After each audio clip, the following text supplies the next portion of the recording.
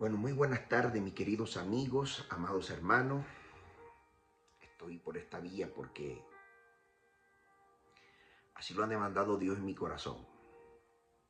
Es tremendo. Vamos a estar haciendo un video acá que, según mi entender, es de suma importancia porque hasta ahora hemos estado predicando un evangelio que no está consustanciado con los principios establecidos por Dios al custodio de su palabra. Es decir, al pueblo judío. El pueblo judío, que es el que tiene en esencia no solamente el guardar y cuidar lo más sagrado que Dios le dio al hombre, que es su palabra, sino también en saber distribuirla, en saber llevarla a las latitudes que Dios permite que llegue. Y hoy vamos a estar haciendo un tema muy interesante, según mi humilde opinión, y que tiene que ver con el tema de la resurrección entre los muertos, que es un tema que ha traído debate no solamente en este tiempo, también en el tiempo de el segundo templo. Incluso cuando Jesús, el Mesías, según nuestra opinión, y no vaya a detener el video, según nuestra opinión, en su tiempo que caminaba entre nosotros. Dicho esto, quiero entrar en materia con este tema tan emblemático que ha atrapado no solamente mi atención, sino también que he tenido que a buscar dentro del espacio filosófico, político, académico, incluso el espacio conquistado por los arqueólogos, filólogos de la época, una serie de manifestación que han dado como resultado presunciones de una comunidad que le dio en su momento valor agregado en la formación del maestro. Estoy hablando obviamente de Yeshua o Jesús, el Mesías. El concepto de la resurrección ha sido debatido tanto en el judaísmo como en el cristianismo y ha sido interpretaciones que van de lo particular a lo general. Por épocas y por escuelas que fueron constituidas en ese tiempo, la escuela emblemática de aquella época, la escuela de Giel y de Shammai, ¿verdad? Han sido consecuentes en ese sentido. Dice la Biblia, dice su Biblia allí, en Deuteronomio 24:16, que me va a permitir leer, dice: los padres no podrán ser condenados a muerte por culpa de lo que hayan hecho sus hijos, y los hijos por lo que hayan hecho sus padres, sino que cada uno morirá por su propio pecado. Partiendo de esta premisa, evidentemente la palabra de Dios nos dice allí que nadie puede pagar por los pecados de otros. Si los llevamos al contexto legal, en todos los escenarios jurídicos del mundo, es evidente que usted no puede ir preso por un delito que haya cometido un hijo suyo. O viceversa, el hijo no puede ir a la cárcel por el delito que haya cometido su padre. ¿Qué hay aquí detrás de todo esto? Bueno, Jeremías dice en el capítulo 31, del 29 en adelante, que los padres, por haber comido uvas agrias no le puede dar de entera a sus hijos. Eso es una cosa de principio lógico. Ahora, la pregunta obligada que tenemos que hacernos aquí es, entonces, ¿por qué murió el Mesías en la cruz del Calvario? Por años hemos escuchado que el Mesías murió por nuestros pecados, cuando la Biblia misma determina las pautas.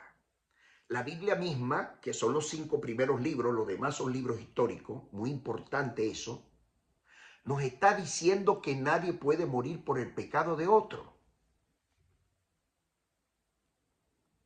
De manera que aquí tenemos que ver desde la óptica académica, desde la óptica histórica y desde los principios bíblicos que Dios estableció en su palabra, la razón verdadera por la cual murió el Mesías. Y es evidente que hoy vamos a hablar de la resurrección, porque para nada es nuevo. En el occidente lo llamamos Antiguo Testamento, que no es antiguo, es la misma palabra de Dios porque Dios no varía, y Nuevo Testamento, que ni es nuevo ni es testamento tampoco. Aquí estamos metidos en un laberinto porque son cartas exhortativas, cartas de los masoretas que dieron testimonio de la presencia del Mesías y de una consecución de milagros que Dios respaldaba a través de esta figura emblemática. La resurrección entre los muertos, por primera vez la registra Daniel en el capítulo 12, verso 3 en adelante, donde hay una promesa del Eterno, donde el Eterno dice que va a resucitar a todos los muertos, los justos, que serán resucitados para la vida eterna. Aquí comienza una manifestación de amor tremenda que va a traer como resultados estudios, y algunos van a errar en el camino en la interpretación correcta de esta promesa. Por ejemplo,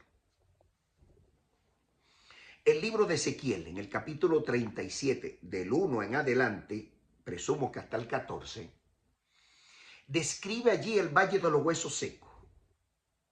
Aquí mucha gente, muchos teólogos, biblistas, escatólogos, rabinos, jajimines o jaján, le han dado interpretaciones conforme a los subjetivos de cada uno, que es válido también, es válido porque es un debate que abre el compás del debate que abre Dios para que todos podamos pensar en el ejercicio, apegado por supuesto a lo más elemental de su palabra, llevar la palabra de Dios al sitial de honor que le corresponde. Para eso es el debate.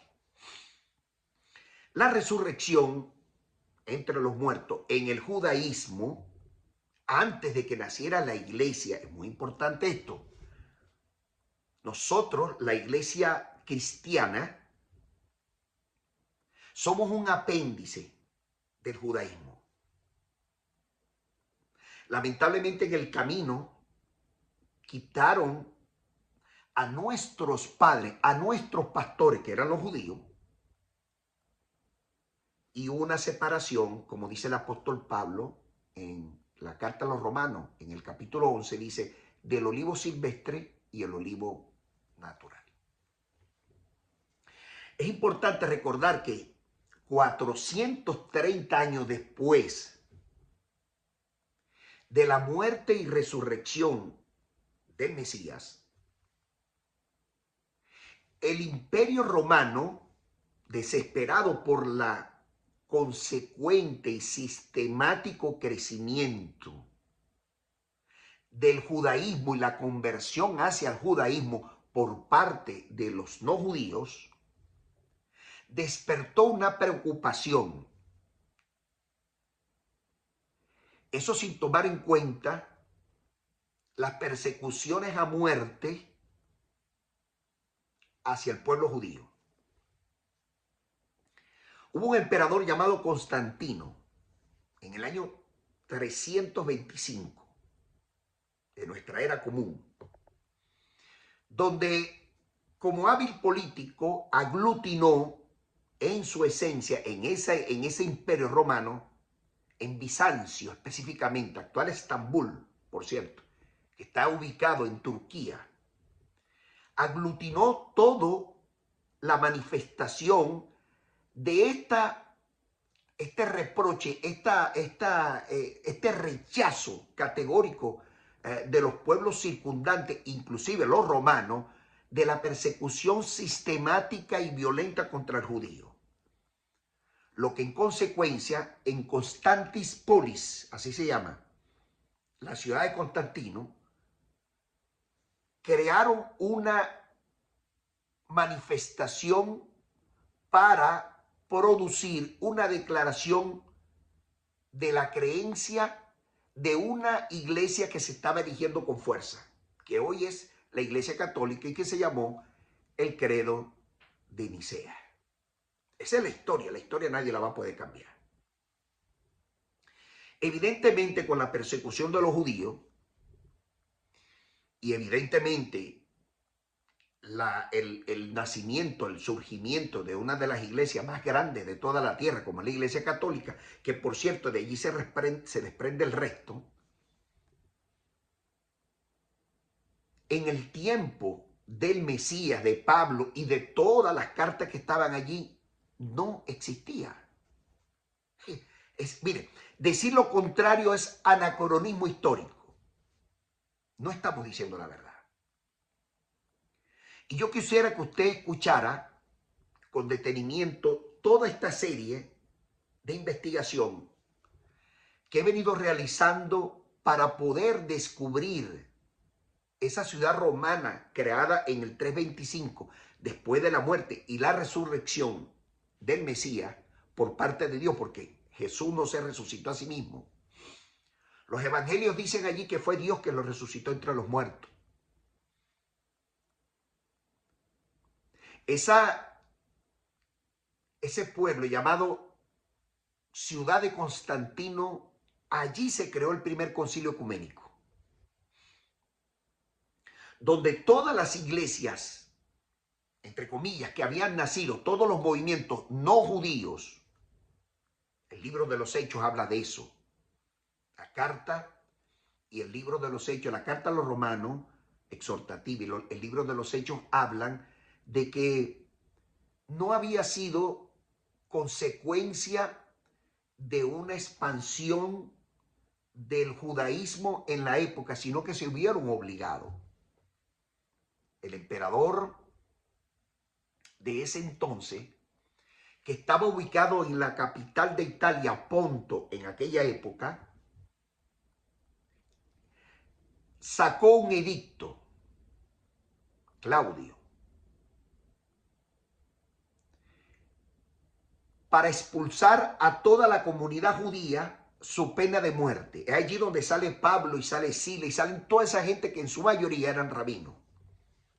Y se expanden por aquel lugar a predicar, a enseñar el judaísmo, y los no judíos veían la seguridad social que les brindaba este nuevo movimiento y lo que en consecuencia empezaron a apoyarlo.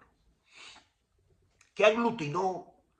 ¿Qué fue lo que aglutinó Constantino con todo esto? Bueno, nacieron la Iglesia Católica, evidentemente, como cuerpo de ese movimiento creado por el imperio. La Iglesia Ortodoxa, tanto oriental como la ortodoxa misma que se desarrollaba dentro del Imperio Romano. La de Asia Oriental, la bautista reformada, la presbiteriana, inclusive la ortodoxa, la reformada, la luterana y la anglicana, unen fuerza para hacer de este cuerpo brazos, piernas y todo lo relacionado a un poder que se estaba constituyendo para expandirse en todo el occidente de los nuevos mundos. Así nació la Iglesia Católica. El líder de todos ellos empezaron muy tenuemente, con la figura, por supuesto, de varios líderes que se acantonaban en diferentes locaciones del nuevo mundo occidental que se estaba desarrollando pujantemente. Es decir, obispos que estaban constituidos, que pertenece, es una jerga evidentemente católica, romana, apostólica, romana propiamente dicha, que se erigían como los líderes en esas locaciones, lo que en consecuencia mucho más adelante ellos convocan reuniones, escrito así en la historia, para elegir a uno solo. Y en el año 1941-42, en pleno desarrollo, antes de la guerra, de la Segunda Guerra Mundial, erigen una figura que llaman el Papa. Por cierto, tiene mucho que ver en esa elección del Papa para que nazca un nuevo país llamado el Vaticano. Oiga esto con detenimiento, porque esto es tremendo. Benito Mussolini, el primer fascista de la historia, es el que ayuda a limpiar y a levantar una nueva sede que nace como país dentro de un país. Hoy en día es una realidad el Vaticano y el Papa es el que maneja eso, que es un jefe de Estado. Por eso es que cuando él va a otros países lo atienden como tal. Aquí vemos varias jurisprudencias judías desde la perspectiva rabínica que tienen que ver con la supremacía de la resurrección. Hay opiniones muchísimas, pero me atrapa el Misdra, el Tratado Sanedrín 10.1. Antes de que llegara la iglesia, ya los rabinos, los judíos, hablaban de esto, porque el monopolio de esto lo tienen los judíos. Dios se lo entregó a ellos. Y en el Sanedrín 10.1, allí señala la resurrección como creencia fundamental en el judaísmo. También lo recoge el Talmud en el Tratado Sanedrín 90b. Y en el 91a también hace una mención categórica e irrevocable, donde se discute la resurrección entre los muertos en relación a la recompensa y al castigo más allá de todo eso. De manera que la resurrección en los tiempos de Jesús era totalmente conocida. ¿Cuál era el problema base que se estaba surgiendo en esta categoría o en este movimiento? Bueno, en ese periodo, en el periodo del Segundo Templo, 515 antes del Mesías y 70 después del Mesías, muchas ideas confabulaban en aquellos eruditos. Unos decían que eran el cuerpo, otros decían que eran el espíritu, otros decían que no existía, y había una pugna de pensamientos y de corrientes ideológicas, obviamente, que navegaban con fuerza, principalmente en las dos escuelas, tanto de Hiel de Shammai. Pero había una tercera opción, que era la escuela qumranita. Es decir, los esenios que venían levantándose con una fuerza increíble. Hillel, como Shammai, empezaron a escuchar de estos esenios varias reformas que ellos traían dentro de su pensar, dentro de su sentir y dentro de su actuar. Les recuerdo que estos genios se metieron dentro de las cuevas estudiando 24/7 Torah. Es decir, los 5 primeros libros que usted tiene en su Biblia. De allí surgieron nuevos maestros y las evidencias hoy hablan de eso. Las evidencias arqueológicas. Por ejemplo, la cueva número 7, donde consiguieron rollos pertenecientes a el profeta Bakú. que habla muchísimo de eso, habla de la formación de esos esenios que los llamaban los hijos de la luz. De allí viene Jonathan Ben Zakkai, un líder rabínico que vivió en el siglo I después del Mesías. De allí viene el rabino Gamaliel el Viejo, siglo I después de Cristo. De allí viene el rabino Eliezer Ben Ilcanus, también del siglo I después de Cristo. El rabino Yeshua Ben Haniná. Perdonen ustedes las pronunciaciones, pero yo sé que es un poco complicado porque yo no hablo la lengua hebrea. También líder de ese movimiento en el primer siglo después del Mesías. También había un hombre, que yo estudiándolo me parece asombroso, se llama Joni Hadmahangel, que era un creador de milagros extraordinarios. Le decían, por supuesto, el creador de círculos, que hacía que la lluvia, temprana como tardía, tenía dominio sobre eso a través de oraciones. El rabino también Hanina ben Dosa, en el primer siglo después del Mesías. Por supuesto, el rabino Jesús y Juan, que era de la línea sacerdotal, hijo de Zacarías, quien Herodes el Grande mandó a matar entre el templo y, por supuesto, el lugar donde fue hallado su cadáver.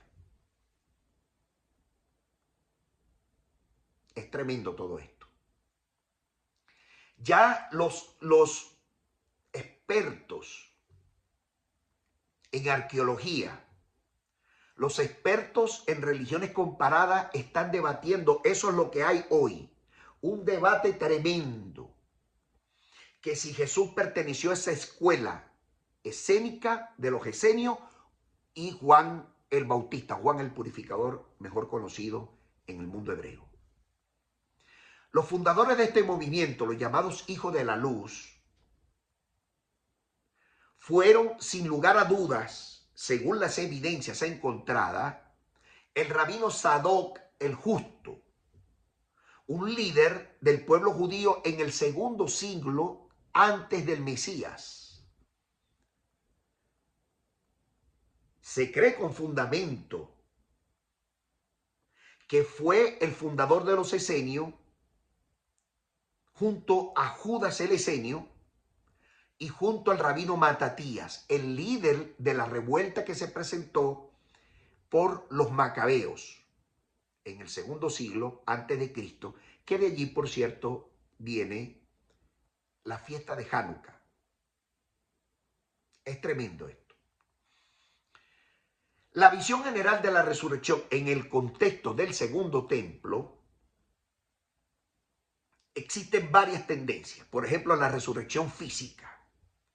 Algunos grupos de ellos creían, como por ejemplo los fariseos, llegaron a creer que la resurrección física entre los muertos serían el componente original de la resurrección como tal en su concepto propiamente dicho.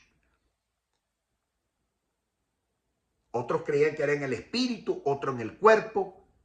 La resurrección espiritual, que los grupos que la adversaban, como los saduceos, por ejemplo, decían que la resurrección física no era evidente, pero sí la espiritual. De manera que cada alma, según ellos, se purificaba y se elevaría al máximo nivel, a un tikkun olam, en la conciencia de cada uno de ellos. Como estamos viendo aquí en este programa, ambos grupos luchaban ferozmente por determinar a qué escuela rabínica le era más consistente las ideas. Pero nace una tercera opción, que es el renacimiento. Algunos grupos, como los esenios, creían que el renacimiento, es decir, la resurrección entre los muertos, el individuo se purificaba y se transformaba en una nueva persona bajo los principios de las aguas que llamaban mikveh. Porque en aquella época el templo per se estaba contaminado, dirigido por supuesto por gente que no era judía. Es decir, el sumo sacerdote de la época llamada en el tiempo de Jesús,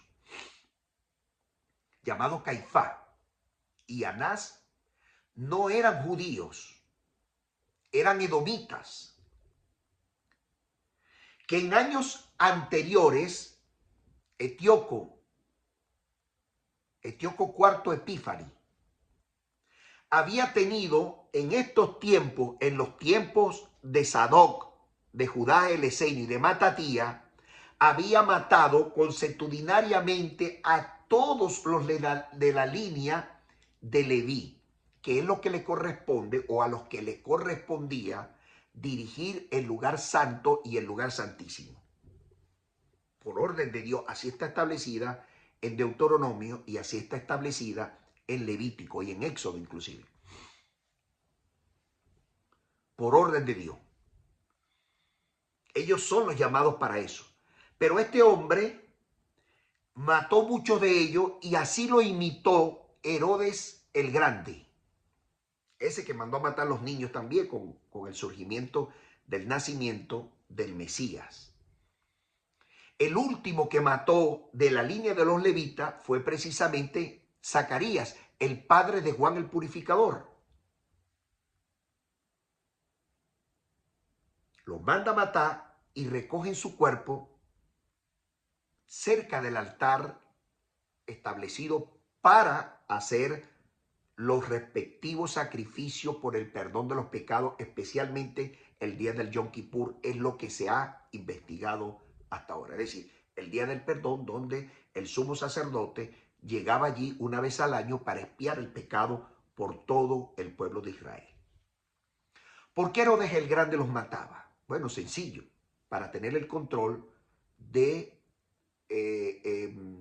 las tierras de Israel en aquella época. Recuerden que él se hizo gobernador bajo soborno y le daba una cuota, por supuesto, de las ganancias que se percibían allí dentro de los sacrificios que se hacían, que se desarrollaban, los sacrificios de los animales. Y esa es la razón por la cual el Mesías le decía a todo ese conglomerado, escribas y fariseos, que la casa de Dios, la casa del Padre, es llamada casa de oración y no cueva de ladrones, como ellos efectivamente lo habían hecho. Herodes el Grande, después que los tres sacerdotes, hay fuertes evidencias que estos tres sacerdotes venían de las cuevas del Qumran, guiados por un ángel para descubrir, óigase bien, el nacimiento del nuevo rey que iban a nacer. El rey en el orden de Melquisedec y el Mesías prometido en Belén. Y fueron hasta allá y tuvieron que pedirle permiso a Herodes el Grande para poder pasar la frontera. Una vez que llegan allí, bendito sea el Eterno, Herodes el Grande le da permiso y le dice, ok, vayan, pero cuando ustedes regresen, oiga con detenimiento, cuando ustedes regresen, entonces me informan para yo también ir a adorarle. Los tres sacerdotes llegan para hacer la unción del nuevo rey que ha de levantar Dios, el nuevo Mesías, el escogido. Y llevan consigo los tres elementos base para hacer el aceite de la unción. Es decir, polvo de oro, incienso y mirra. Lo demás son componentes de hierbas aromáticas y Dios tenía que estar en el asunto para ungir a ese nuevo rey que no iba a tener término dentro de su reinado, como lo tuvo en su momento Melquisedec, rey de Salem. En ese mismo orden, el Mesías tenía que ser ungido. Una vez ungido el Mesías como niño, en ese momento, ese aceite que le iban a imponer en su cabeza, manos y pies, tenía que ser destruido. Porque si con ese aceite imponían las manos sobre otra, morían los 3 sacerdotes y moría también a quien se le ponía el aceite. Porque es un aceite especialísimo. Se destruía el aceite que quedaba y se enterraba. El lugar nadie lo sabía, evidentemente. Por eso es que el ángel le dice a los sacerdotes que se vayan por otra parte, porque ya se había enterado Herodes el Grande y lo estaba esperando para tomar la decisión de matar a ese nuevo rey. Porque él sabía de las promesas, como edomita que era, descendiente de Saúl. ¿Qué hizo el rey? Furioso porque no se devolvieron por la vía que tenía que devolverse, bueno, pues dio la orden de matar a todos los niños. Y esa es la historia que ustedes saben. De manera que el renacimiento de estos individuos que se purificaban con agua, porque no creían, estoy hablando de los esenios, incluso de Jesús, en los sacrificios de los animales, sencillamente porque estaba contaminado, porque quien estaba allí al frente no era un sacerdote levita, optaron por la purificación de los pecados a través de las aguas. Esa es la razón por la cual el Mesías se mete dentro del río Jordán, porque tiene que ser aguas con corriente. La purificación en la mikve tenía que hacerse desnudo completamente.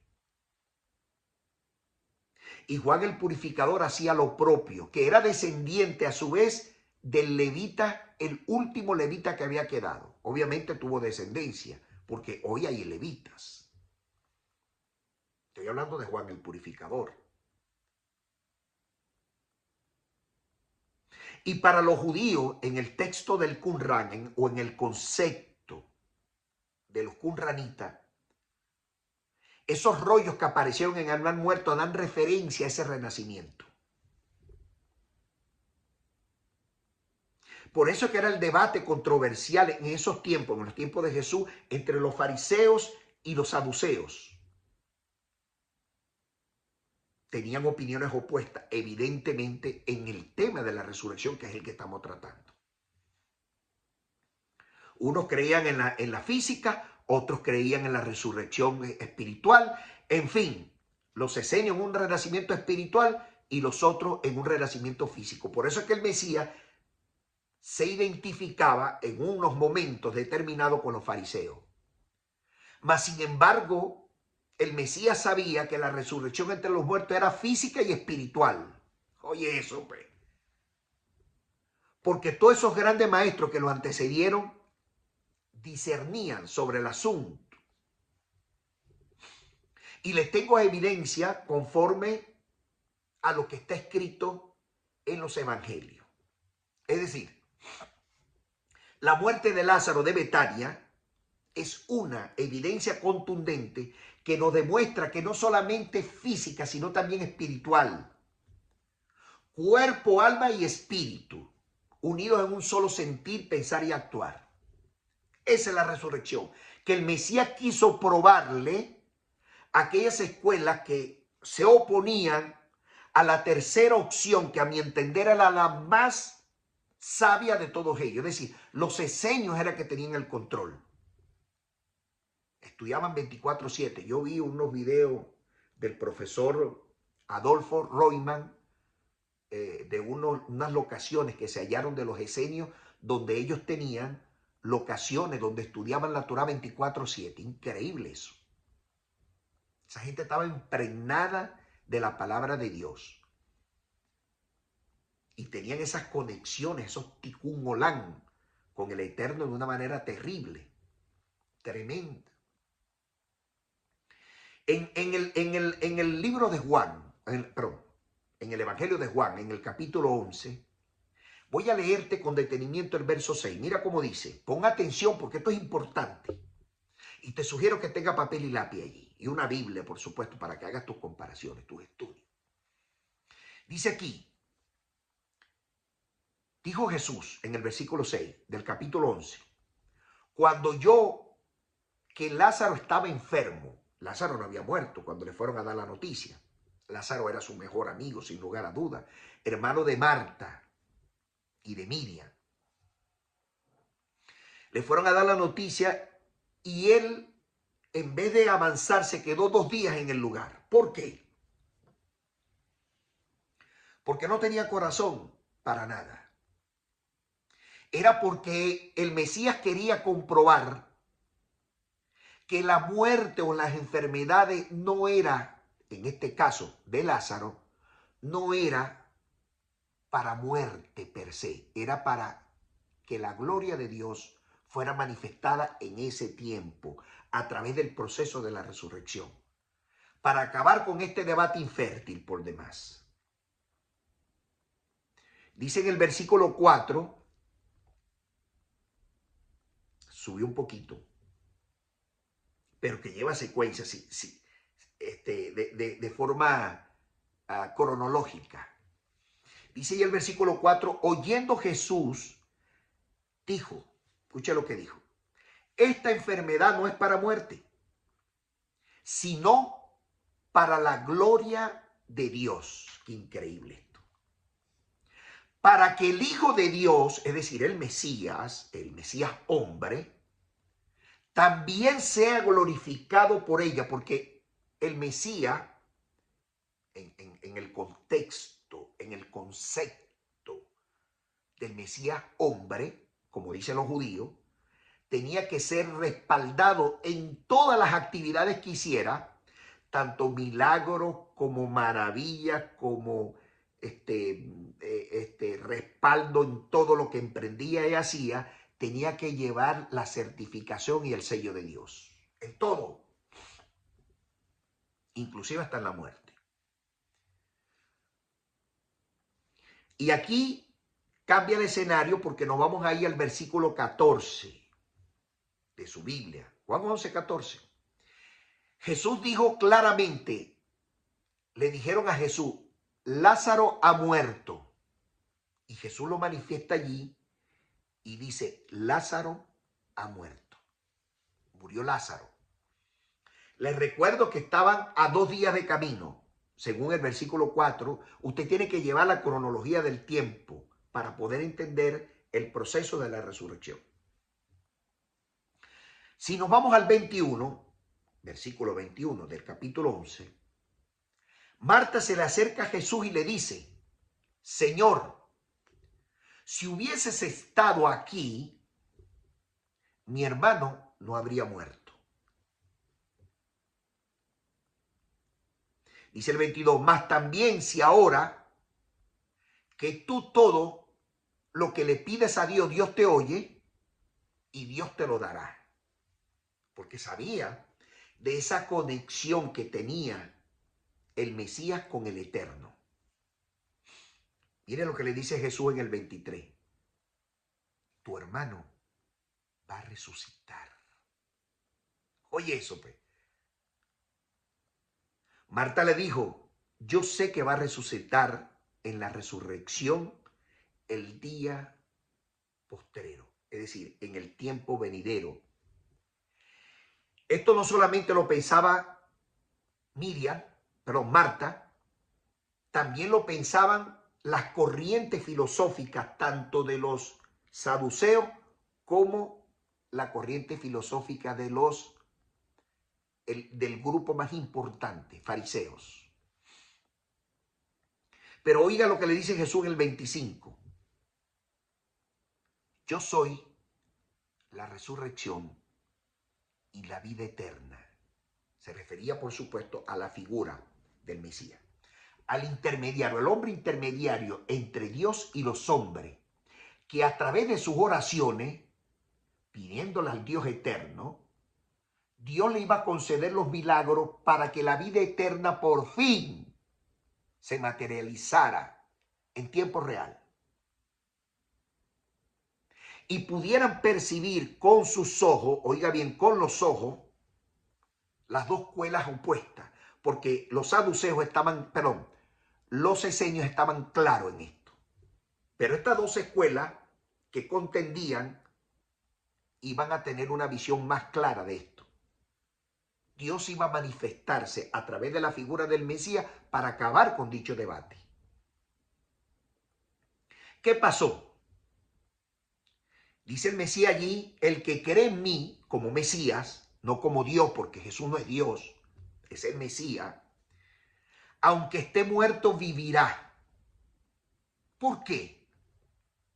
Sencillamente porque la figura del Mesías es el intermediario para poder materializar las promesas de Dios a través de esta figura humana.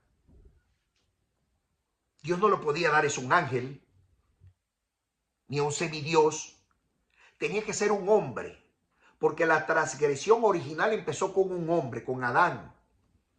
Y para poder terminar el plan perfecto de Dios, consumar el plan perfecto de Dios, tenía que utilizar la figura de un hombre, como es lógico pensar. Y este es el debate que se está presentando aquí. Entonces dice allí, y todo aquel que vive y cree en mí no morirá eternamente.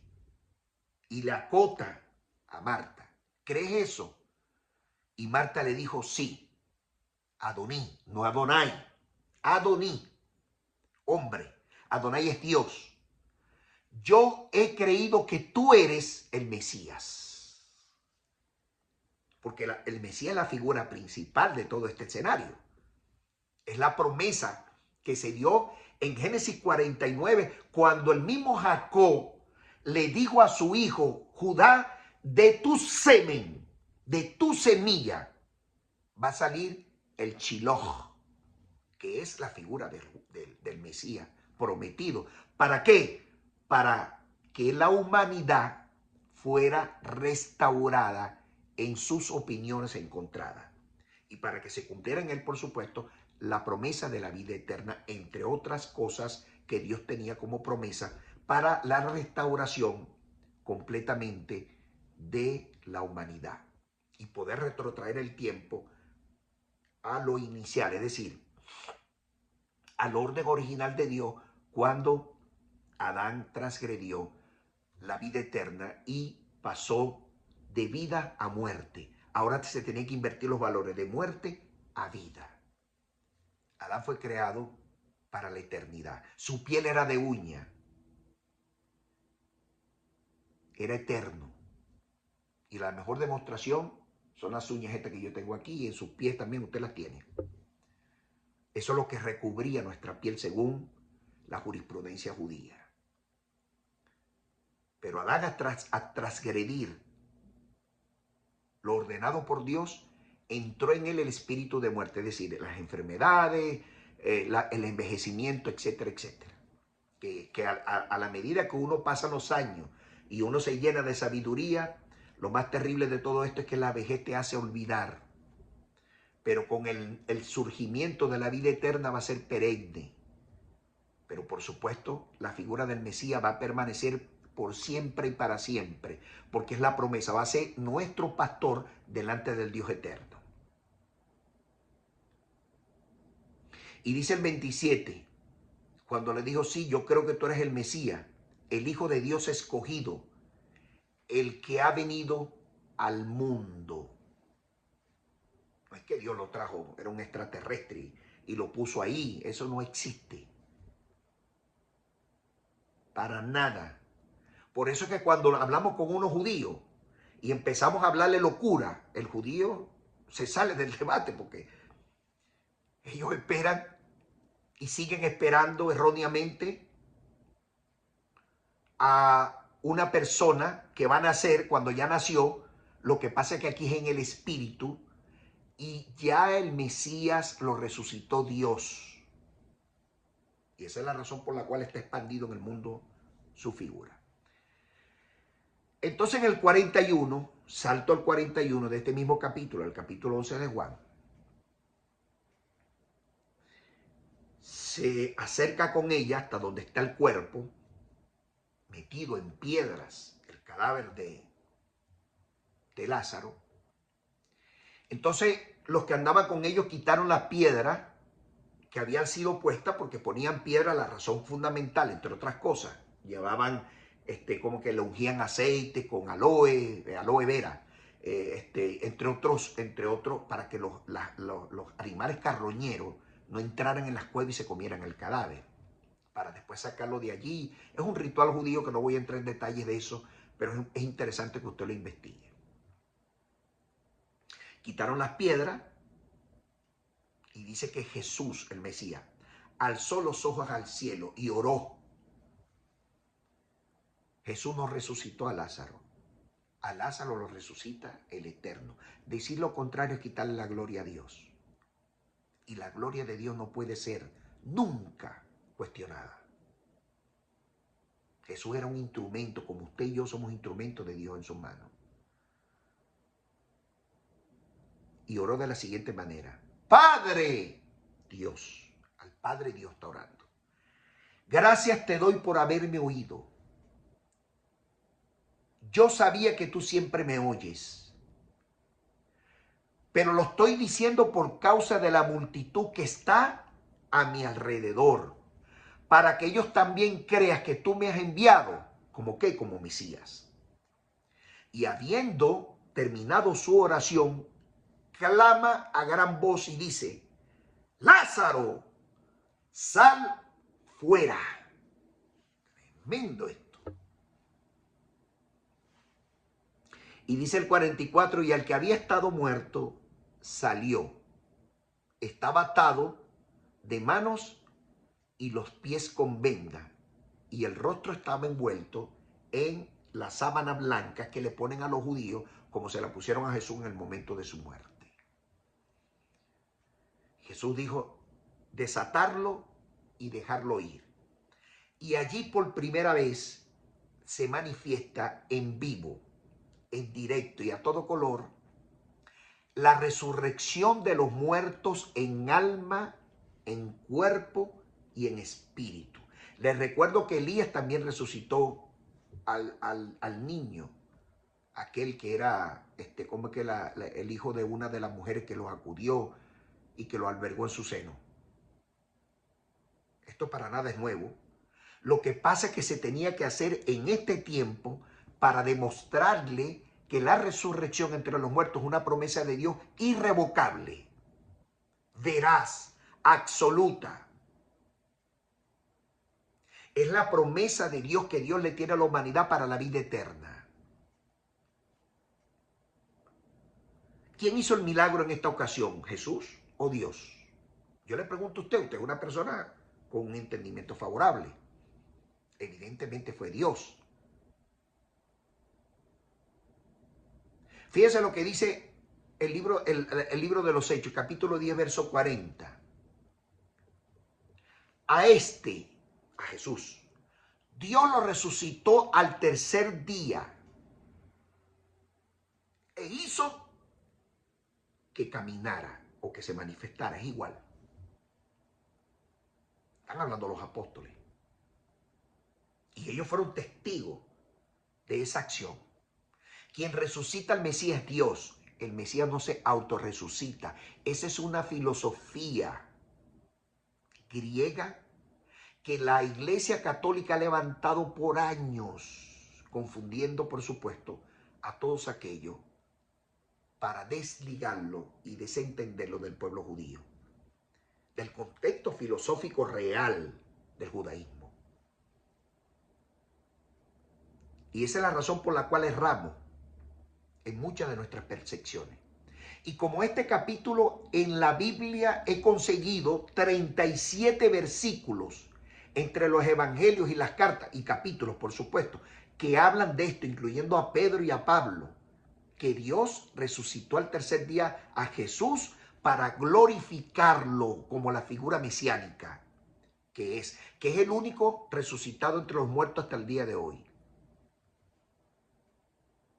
Y me atrapa lo que dice el rabino Pablo, que a mi entender después del Mesías fue uno de los que dio más resultados en el terreno. Primera de Corintios capítulo 15, verso 14 en adelante. Dice el apóstol Pablo: y si el Mesías no resucitó, vana es entonces nuestra predicación. Vana también es nuestra fe. Y somos hallados falsos testigos de Dios, porque hemos testificado de que Dios resucitó al Mesías, el cual nunca resucitó. Si en verdad los muertos no resucitan. Porque si los muertos no resucitan, tampoco el Mesías resucitó. Y el Cristo o el Mesías no resucitó, nuestra fe entonces es falsa. Aún está en nosotros los pecados.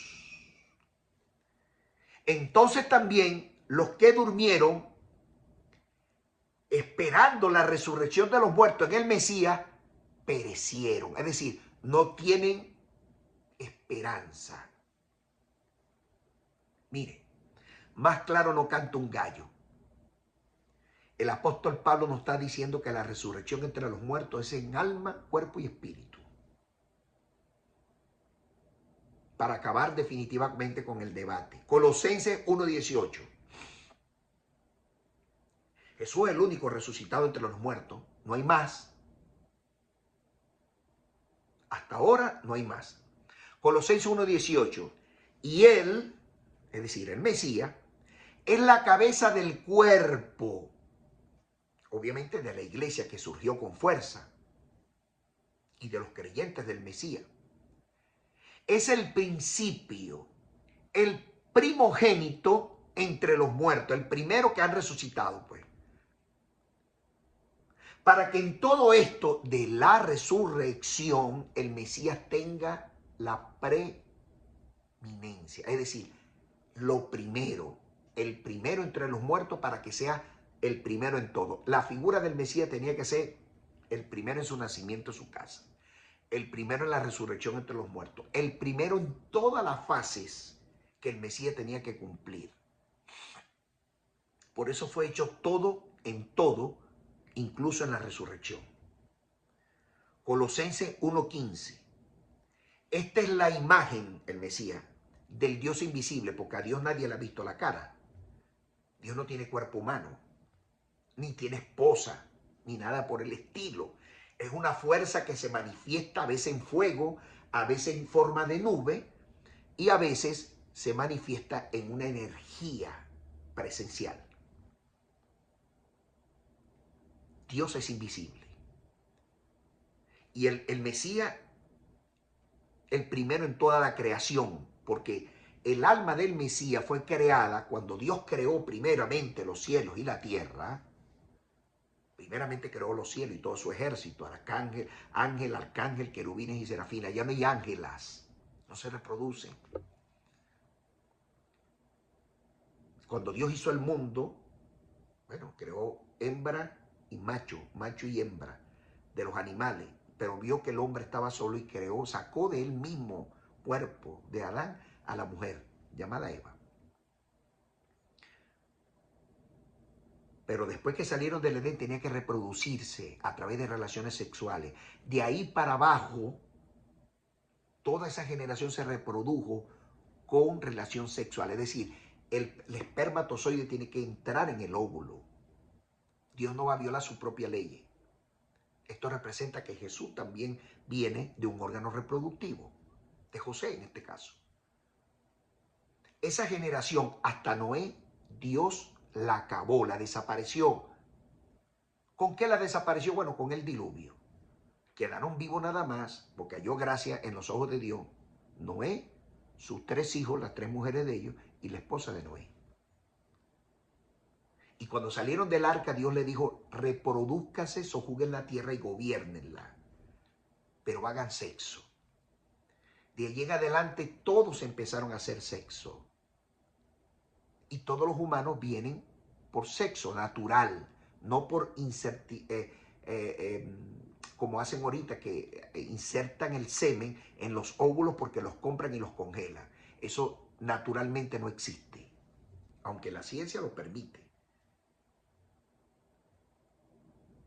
Espero usted entienda la razón de mis palabras. En Colosenses 1:15 y 16 lo habla de eso.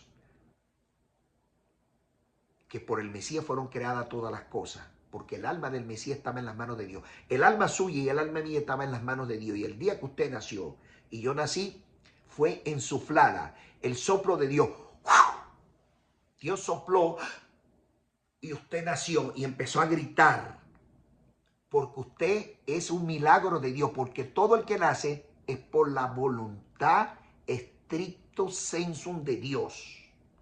Todos somos un milagro, porque si no hace rato que usted hubiera perecido. El alma del Mesías fue insuflada en el cuerpo de Jesús aquel día de su nacimiento.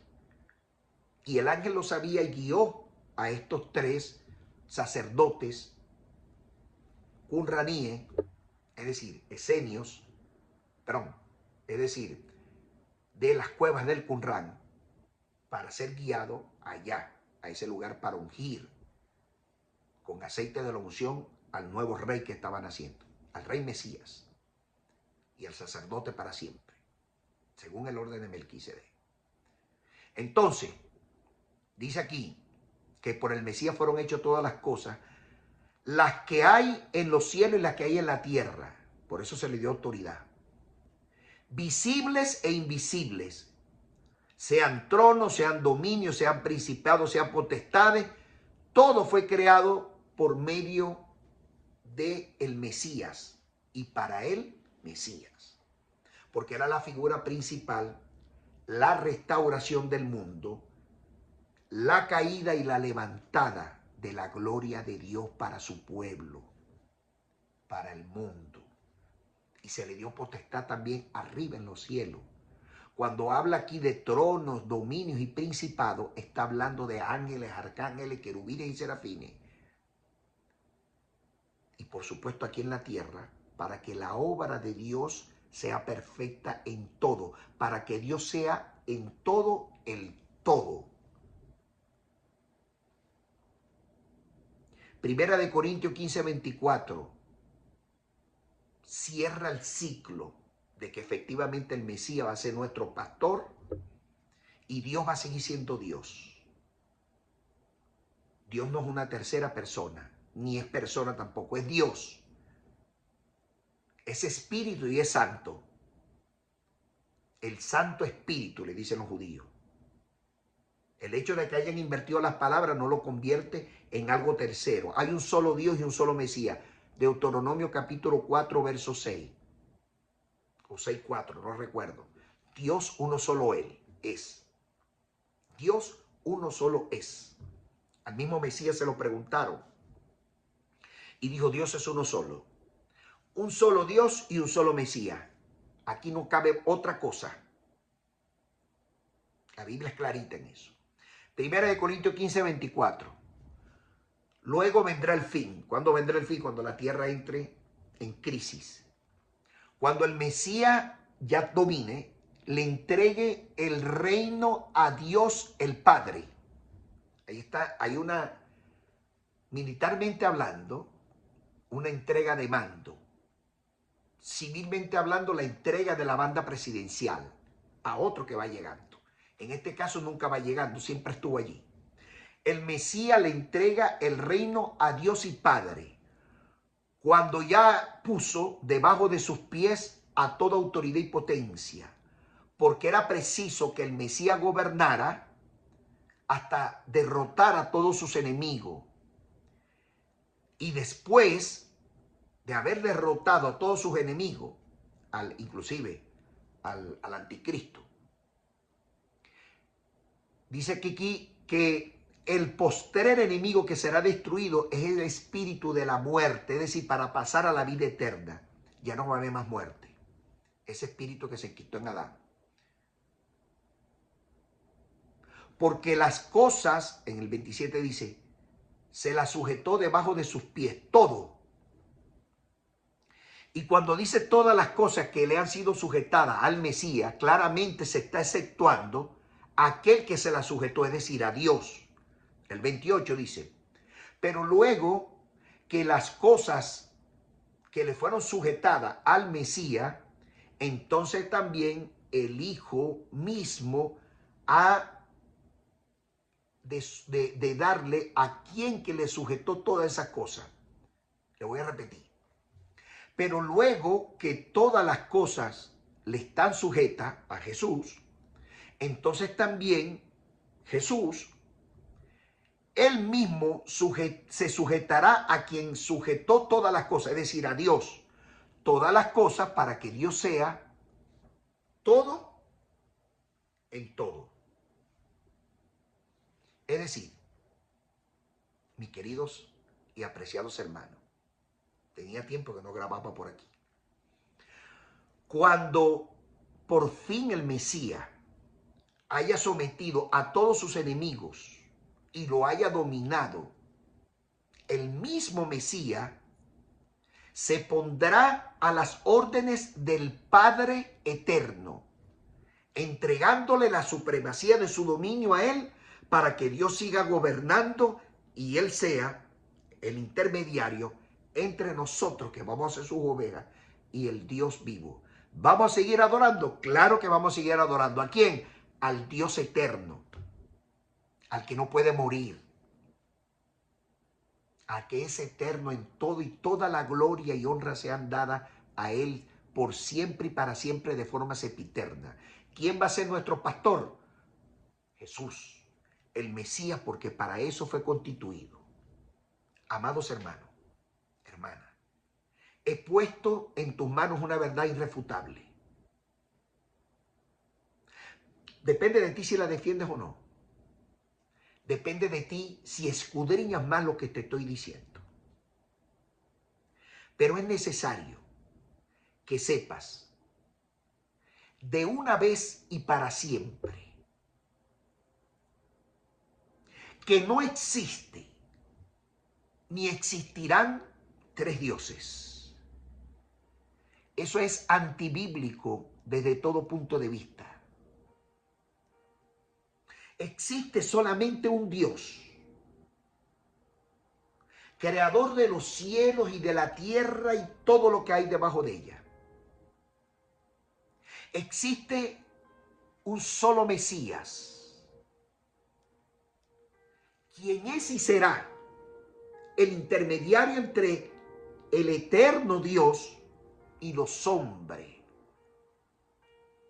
El único autorizado por Dios para otorgar la posibilidad de vivir eternamente, facultado por el eterno Dios, porque Él es el que da la vida eterna. Y a través de la figura del Mesías podemos llegar allí.